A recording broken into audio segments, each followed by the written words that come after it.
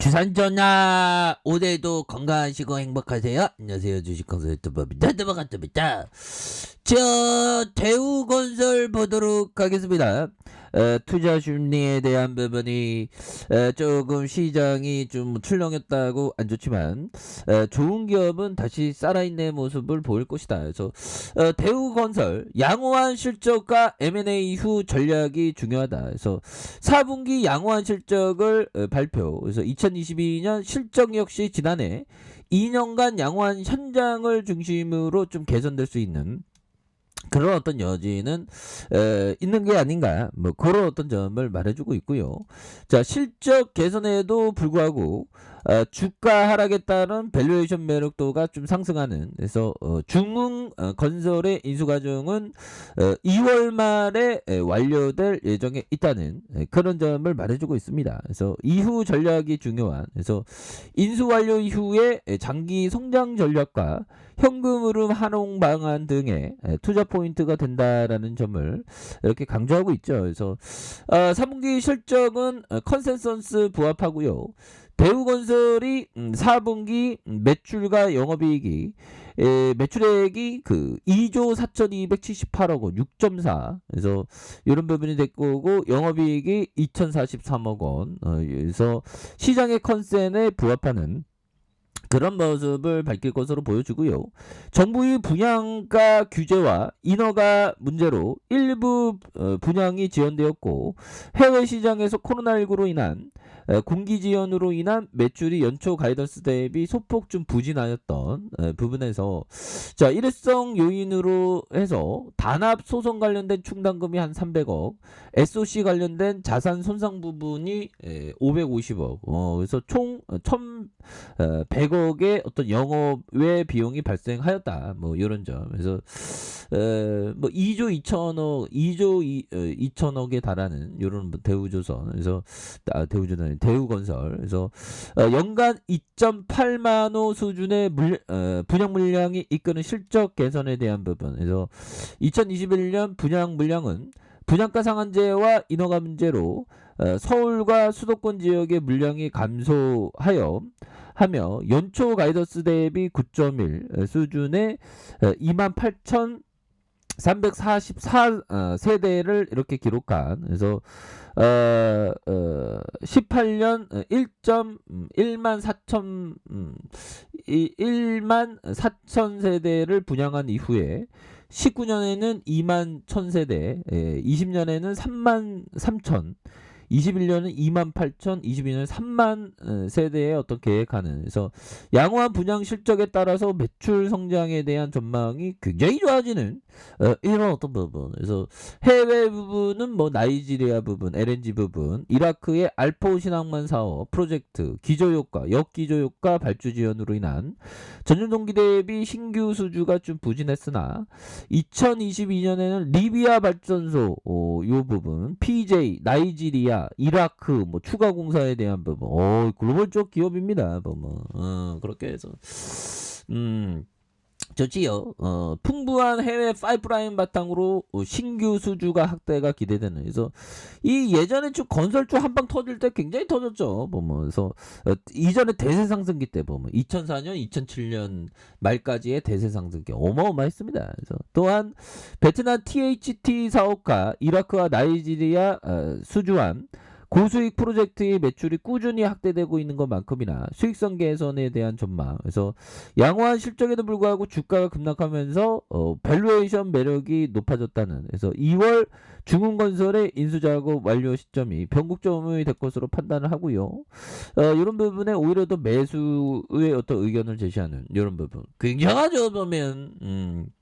그렇게 해서 9.3, PBR이 9.4, 20년 7.3, 작년에 5배. 야, 투자금을 5년 만에 다 해소하는 거죠. 야, 5배 실적 굉장히 잘 내네. 그래서 한 주당 7,747원 뭐 이렇게 되겠고, 굉장히 좋습니다. 보면, 예, 그렇게 해서 이 건설주들이 영들아, 좀 전에 말씀드린 그 건설주가 옛날에 진짜 잘 나갔거든요.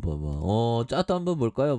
요즘에 또 가치주 하면 또 건설주로 들이댈 수 있는 그런 부분 2004년부터 형들아 주가 막 점프가 굉장히 나왔잖아 보면 요런 부분 요런 부분에 건설주하고 그 증권주들 막갔죠 보면 굉장히 앞으로 막 치고 나가는 그런 어떤 모습을 보였기 때문에 뭐 건설주에 대한 부분은 또 긍정적으로 볼 수 있는 그런 어떤 모습은 또한 되지 않을까 뭐 이런 어떤 생각이 듭니다 보면 그렇게 해서 다시 한번 좀 좋아질 수 있는 그런 어떤 부분이 된다. 뭐 이런 어떤 점을 좀 말씀을 드리면서 보면 법의청이 형들아 이 가상화폐에 대한 얘기를 했는데 법의청이면 그 18,000배 이상 수익을 거뒀던 대단한 형이죠. 보면 그래서 자 비생산적 자산은 가치가 거의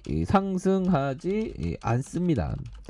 자, 예수 시대에 금을 사서 지금까지 보유했다면 수익률이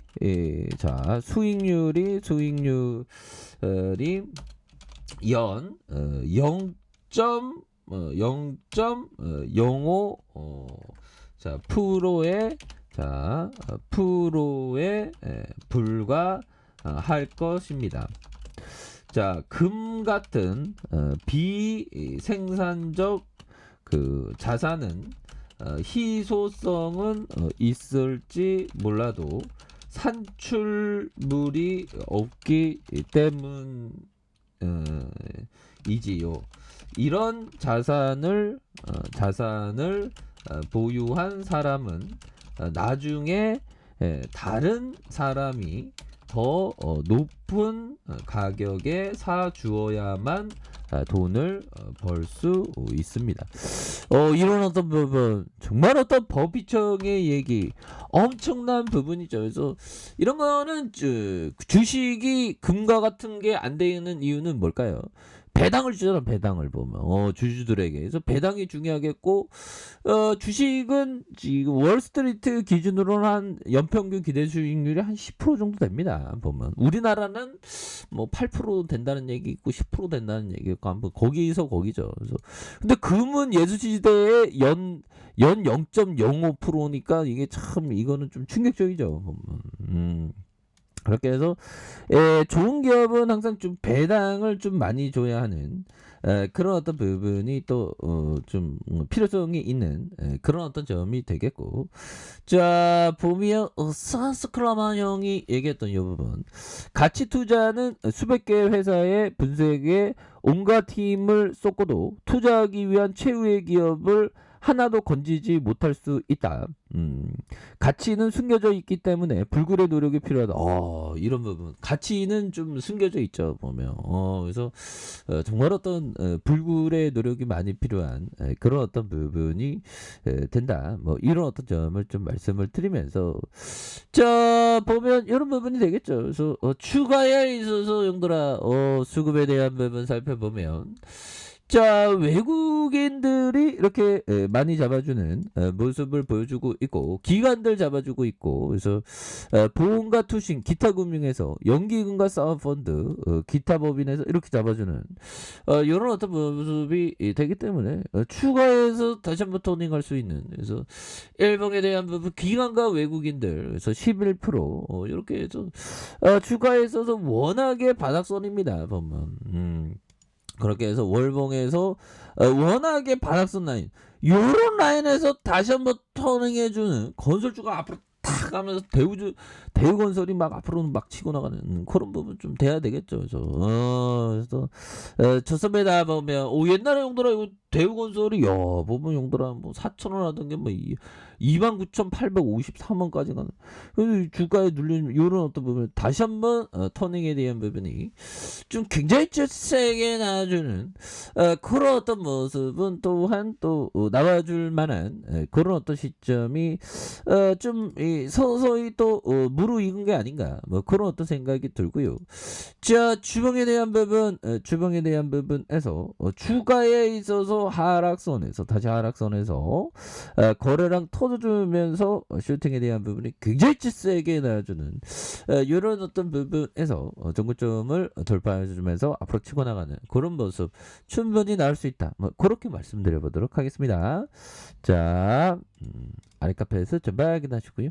자, 구독하기 알림 설정까지 해주셨던 모든 분들 감사합니다. 사랑합니다. 축복합니다. 네, 고맙습니다.